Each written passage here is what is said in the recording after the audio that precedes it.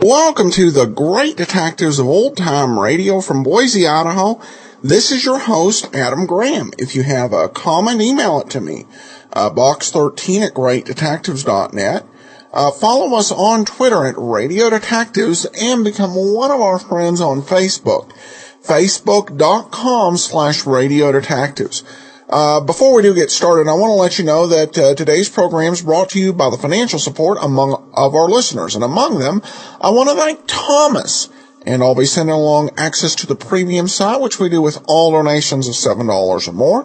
In addition, go to greatdetectives.net. We have a couple of great articles up this week.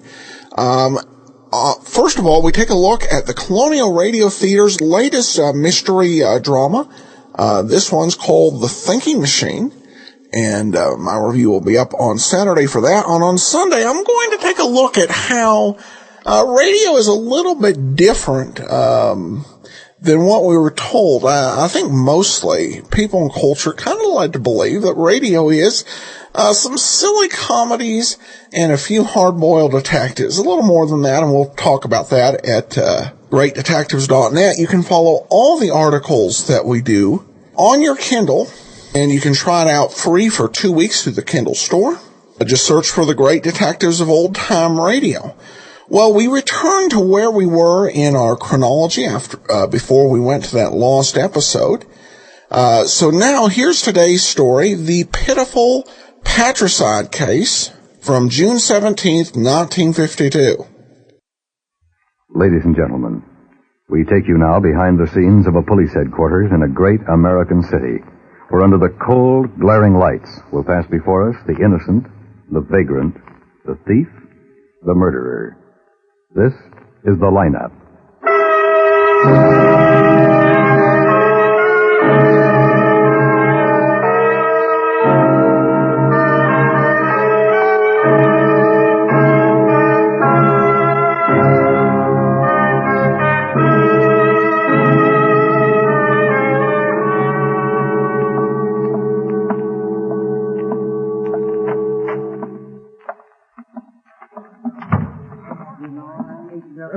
Hi, Ben. Hi, Dave. How's Sandy? Oh, she's fine, thanks. We brought her home this morning. Well, that's good. Yeah, you gotta hand it to her. Doc said there wasn't a peep out of her. Behaved better than most grown-ups.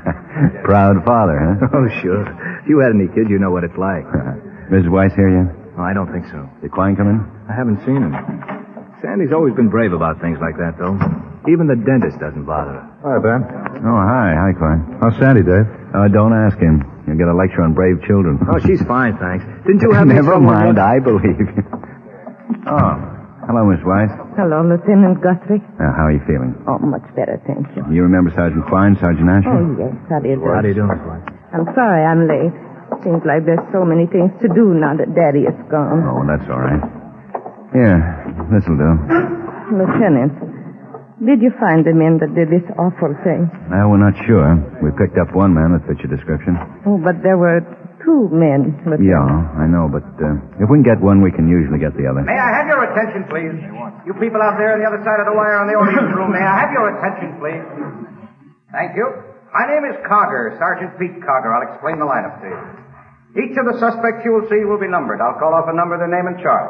If you have any questions or identifications, please remember the number assigned to the prisoner as I call his name. At the end of each line, when I ask for questions or identifications, call out the number. If you're sure or not too sure of the suspect, have him held. The officers who took your name will assist you. They're seated among you.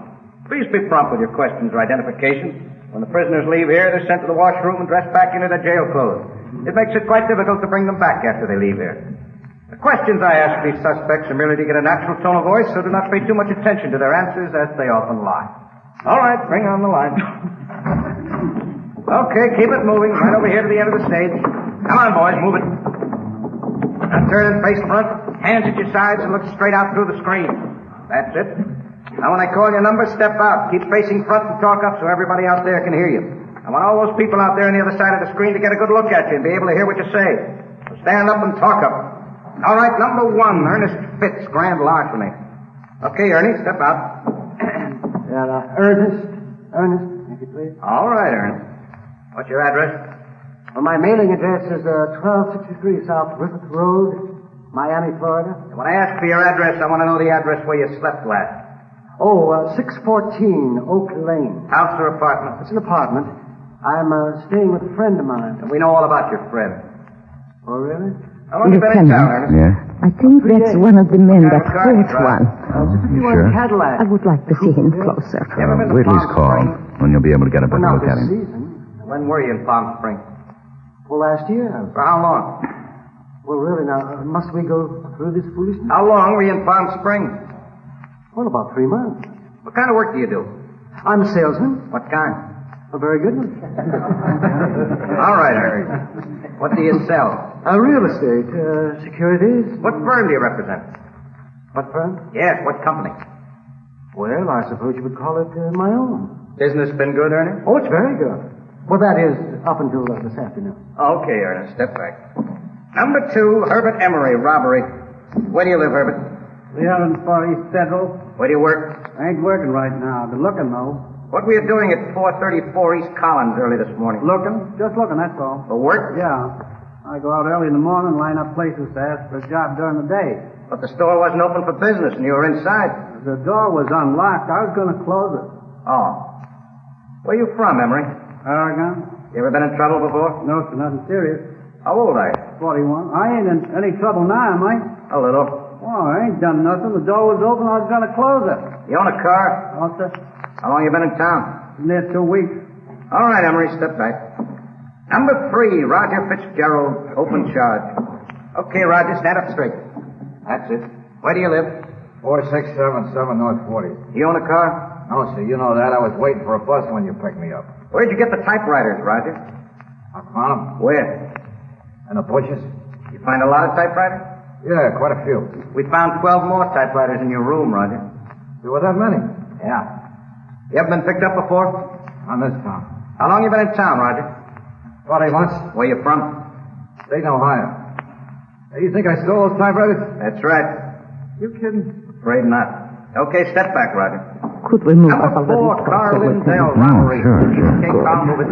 I'm sorry, my eyes Where do you aren't live? as good as when I was young. On Washington Boulevard. Lived there long? 4 days. You own a car? No. How long you been in town? 10 days. Where'd you come from? Texas. What city? Dallas. What kind of work do you do? County. You folks out there hearing? Okay, Carl, speak up. Stand up straight. How old are you? 24. Any weapons on you when you were picked up? 32 revolver. Nickel-plated or blue steel? Blue. Not very talkative, are you, Carl?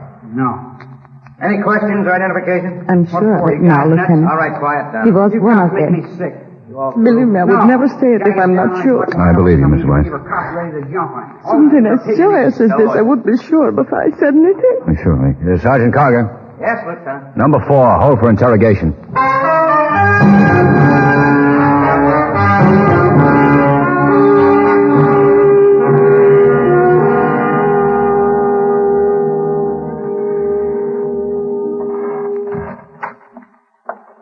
Oh, here's a package in Carl Lindell, Ben. Just came in on the teletype. Thanks. Been a busy boy, hasn't he? They want him back there when we're through with him. Grand theft auto. 3 arrests. First in 1944. Only thing he's been arrested for is theft. Looks like he got in a little over his head this time. Yeah? Asher's got Lindell out here, Ben. Send him in. Right.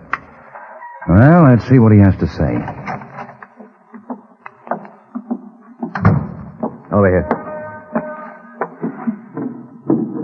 Okay, what's the beef? Don't you know? Now I'm supposed to be a mind reader. Okay, have it your way. We'll bring you up to date. Night before last, a liquor store at the corner of Beverly and 6th was held up. The owner, Mr. Weiss, was shot and killed in the struggle with the thieves. So what? Mrs. Weiss identified you in the line as one of the men. So I tell you, I don't know anything about it. No matter what town you're in, the cops don't change. Witnesses have been known to make mistakes. This one's positive. Okay, so she's positive. I'm positive I didn't have anything to do with it. Where were you night before last? I went to a show. Anybody with you? No, I went by myself. Can you prove you were at the show? No, I told you nobody was with me. Well, what picture did you see? I don't know the name of it. It was a musical. What theater? What difference does it make? Your folks down in Dallas, Carl? No, I don't know where they are. They wouldn't care anyhow. You know you're wanted in Texas? So what? Send me back. Grand theft's better than a murder rap, Carl. I didn't kill nobody. Who did, your partner? I don't know. I don't know what you're talking about. Who is your partner? I don't have any partner. I've only been in town for 10 days. Made any friends while you've been in town? No. What do you do at night? Stay in my room. What have you been doing in the daytime? Looking for a job. Where? Lots of places. Name one. A garage on 12th Street. What did they say?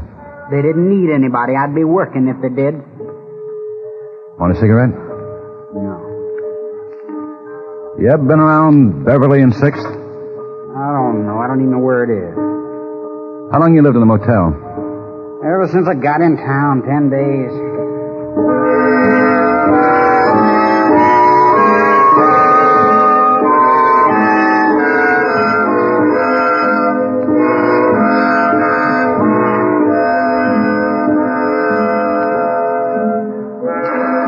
Where did your partner go? I don't know. I thought you didn't have a partner. I didn't. What picture did you see 3 nights ago? I told you I don't remember the name. It was a musical. Why don't you guys let up? I'm telling you the truth. You said you saw the musical night before last. I did. You went to a show 2 nights in a row? No. You guys got me talking to myself. Just because some half-blind old dame gets a liquor store stuck up, you guys try to make me the patsy. How did you know she was half blind? All right, I was in on it.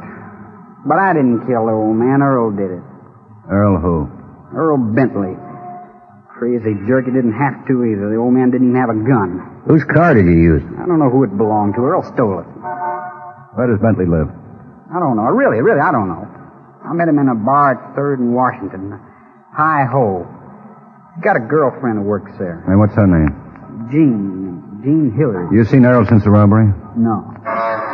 Okay, Asher, lock him up.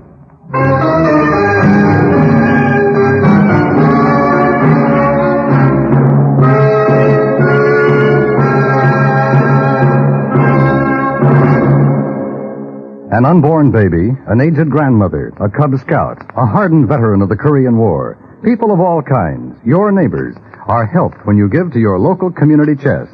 It's many campaigns in one, and it provides the only financial support for dozens of health, welfare, recreation, and defense organizations in your hometown.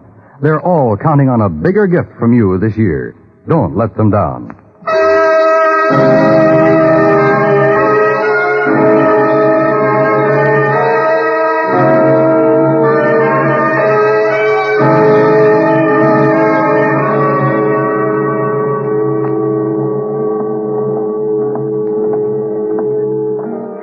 Only one bar girl in the whole place. Yeah. Jean Hillian? Yes, that's right. Police officers, Miss Hillian. I'm Lieutenant Guthrie. This is Sergeant Cargan. Oh, you want to see the owner? No, we'd like to talk to you. What in the world for? You know an Earl Bentley? Sure, I know Earl. When was the last time you saw him? Well, it's been pretty nearly a week. He told me he was going out of town. What's the matter? Is Earl in trouble? Did he say where he was going? No, he just said he was going out of town. He never tells me much about what he does. Mm-hmm. Oh, excuse me. Certainly. Good looking. Vodka Collins and a bourbon and water. You never did answer me. Is Earl in trouble? We'd just like to talk to him. Did he say when he was coming back? No, he didn't. He's never gone for more than a week at a time. Does he go out of town often? Oh, about once a month. You know a Carl Lindell? No. No, I don't think so. He's 5'11", dark brown hair, brown eyes. They're from Texas. Oh, yeah, I remember him now. He came in with Earl a couple of times last week. Excuse me. Looks like we better go back and have another talk with Lindell. Nothing like setting up an alibi. I think Lindell leveled with us. Maybe so. Oh, Jean, does Earl own a car? Yeah, a maroon Ford. A sedan? Coupe? Yeah, coupe. Do you know what year it is? It's a 1949, I think. It's pretty new. And where does he work? Well, I don't know for sure. For his father, I think. He must do all right, though. He always seems to have money. What does his father do? He has a restaurant. Earl mentioned it just the other day. Said he was sick and tired of working in a hash house and was going to get into something better. You know where the restaurant is? Over on Washington, the Coffee Cup, 900 block north. I see. Well, thanks, Miss Elliott. What if Earl should come in? Just don't mention our being here.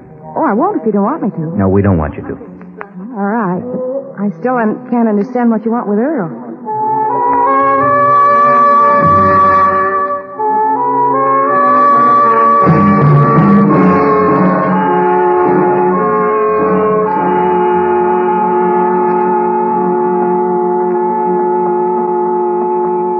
This okay, Ben? Sure.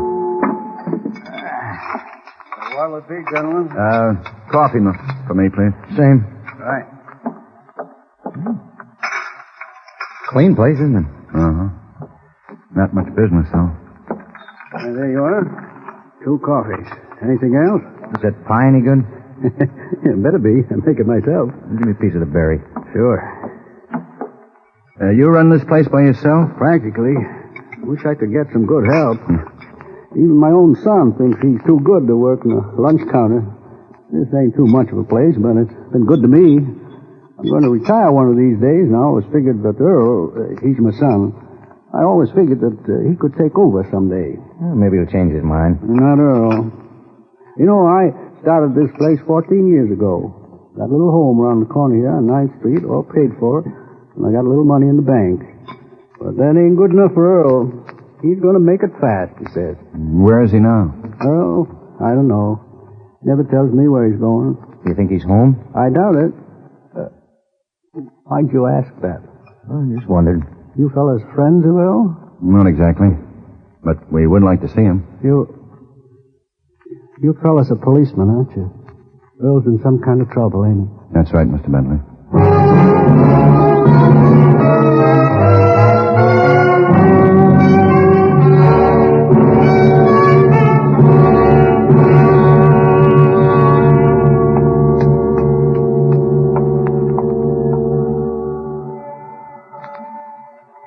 Just a minute.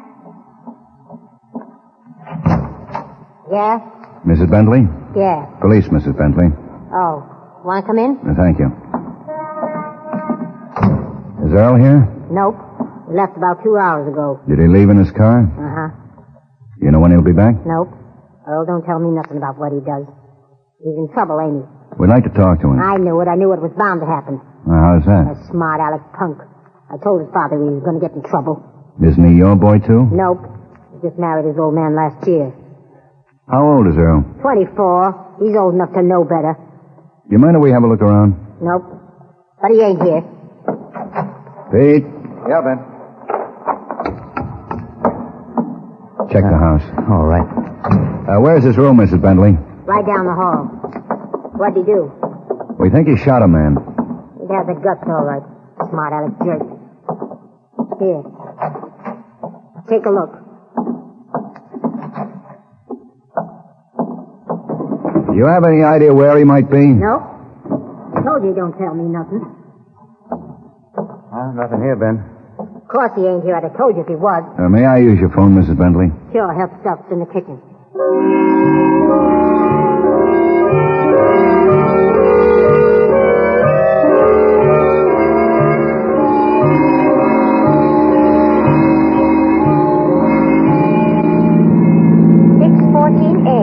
Of 415 at 67 and Julia. See the man. Keep the peace. You think you'll come back home, Ben? Sure. Didn't take any clothes. Probably doesn't even know we got Lindell. T43, 914. Code 5 at 631 Cedar. Pick up. Suspect Earl Bentley, age 24. Male, Caucasian, 5'9", 165 pounds, brown hair.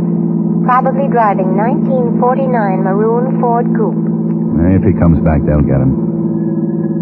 You think he'll try anything else? Well, maybe. If he's as cocky as Mrs. Bentley thinks he is, he won't quit now. T23, 390W at 5441 Garden Street. See the man.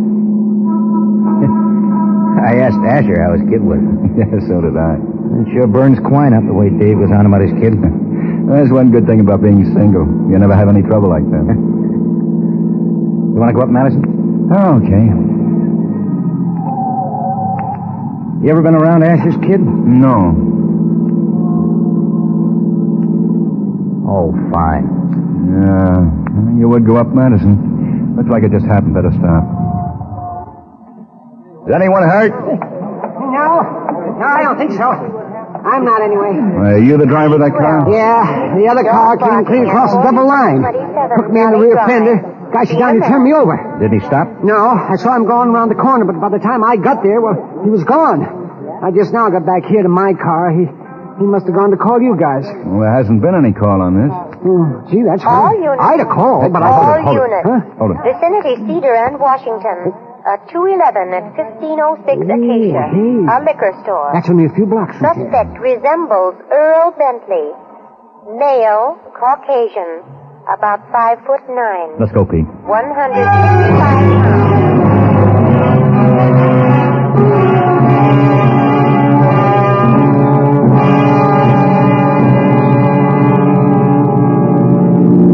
Take this street over, Pete. Cuts into Washington, right?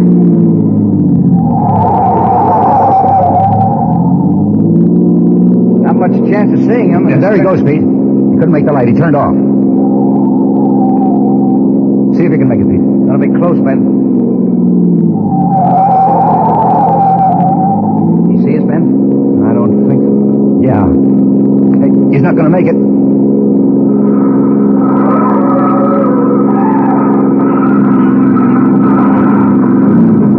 He's making a run for it. Come on, Pete. In that garage. Cover the alley. Hey, mister, you a cop? Yeah. Some guy just came running in the garage. He's got a gun. Yeah, I know. Anyone else in there? No. Well, keep on the cover. Don't worry, that guy's crazy. Bentley? Bentley, Yeah, come on out with your hands up. You can't get away with this. I can try. I'm kidding no matter how you take me in. You okay, Ben? Yeah, Now I got me two cops. Where is he? in the paint booth. Yeah, come and get me.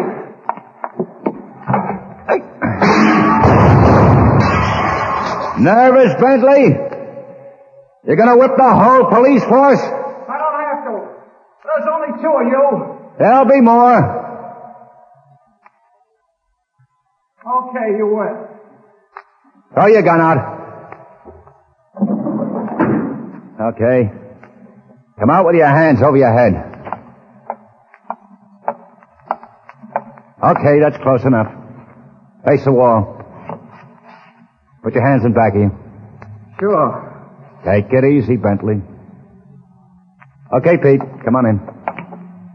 Well, you That didn't make much sense, Bentley. Get an ambulance, Pete.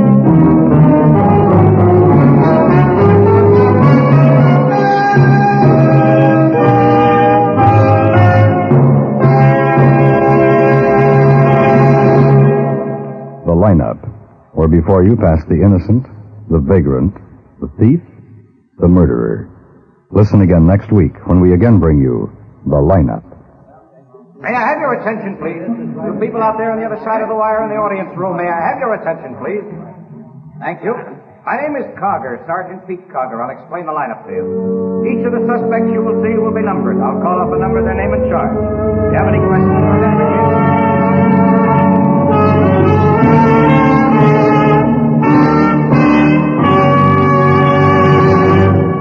The lineup, starring Bill Johnstone as Lieutenant Guthrie with Jack Moyles as Sergeant Pete Carger, was written by David M. Light with music by Eddie Dunstetter. Featured in tonight's cast were Peter Leeds, Hy Averback, Virginia Gregg, Howard McNear, Herb Butterfield, Bob Bailey, Sam Edwards, and Jeanette Nolan. The lineup is produced and directed by Jaime Del Valle.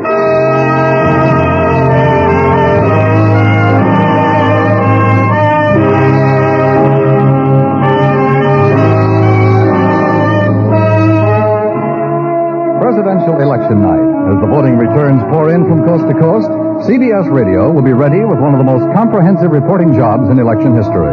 Make CBS Radio your election night headquarters for coverage by Alan Jackson, Lowell Thomas, and Edward R. Murrow. And shortly after, for full-time coverage by the entire CBS Radio News staff. And remember, between now and November 4th, make CBS Radio your election campaign headquarters for all developments clearly, impartially reported.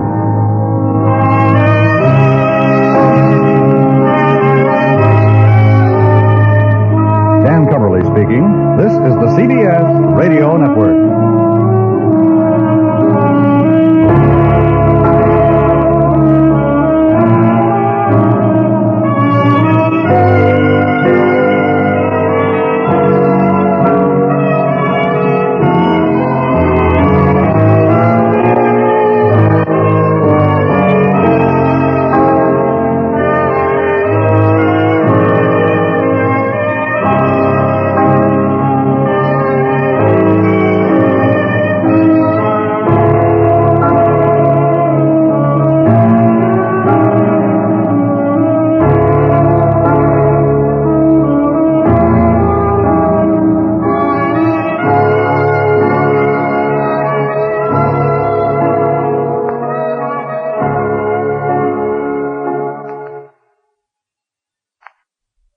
Welcome back. Well, if you're like me and you didn't catch it, the first thing you did after the show was over was rewind back through it to find out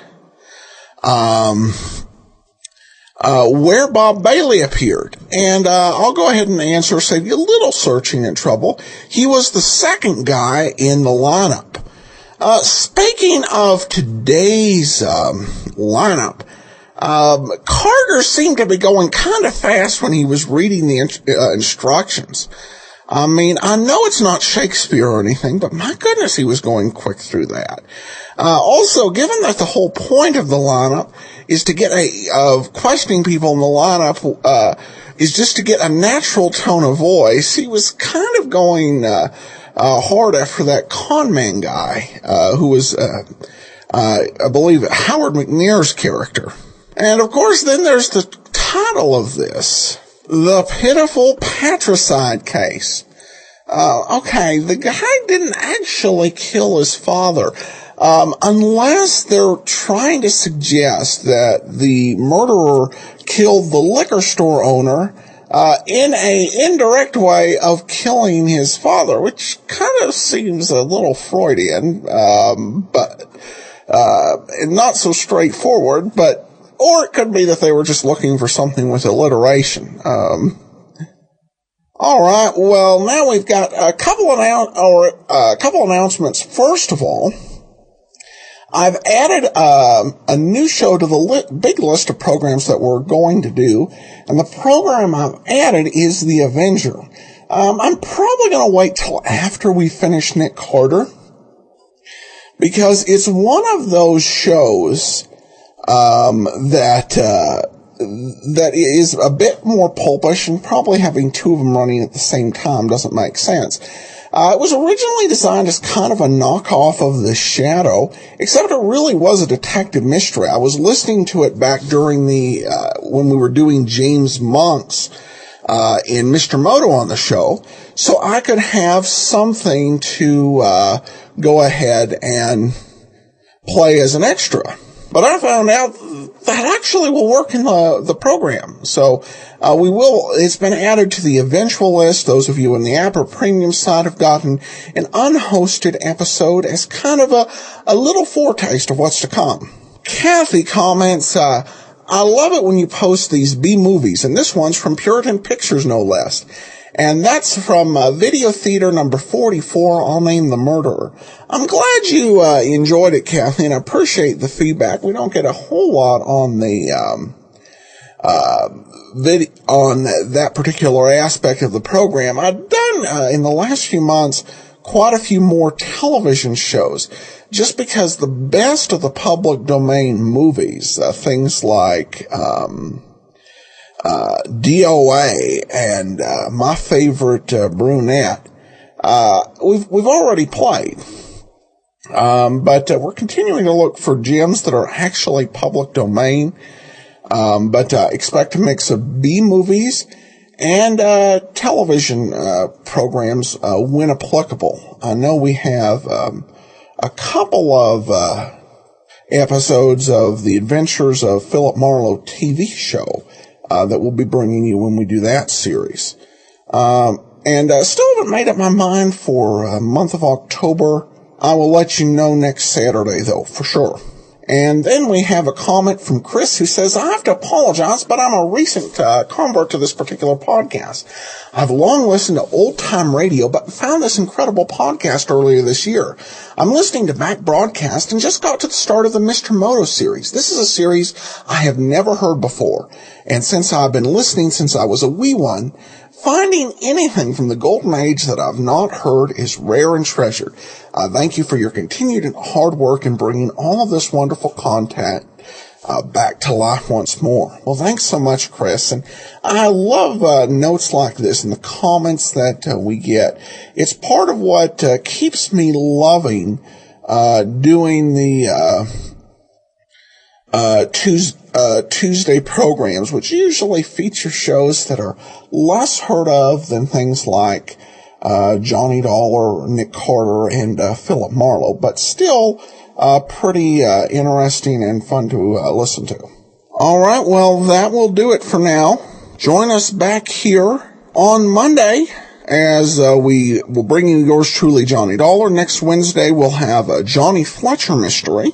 And then on Saturday, we'll be back for the lineup. Send your comments to box13@greatdetectives.net. If you enjoy the show, please rate it on iTunes and follow us on Twitter at Radio Detectives. From Boise, Idaho, this is your host, Adam Graham, signing off.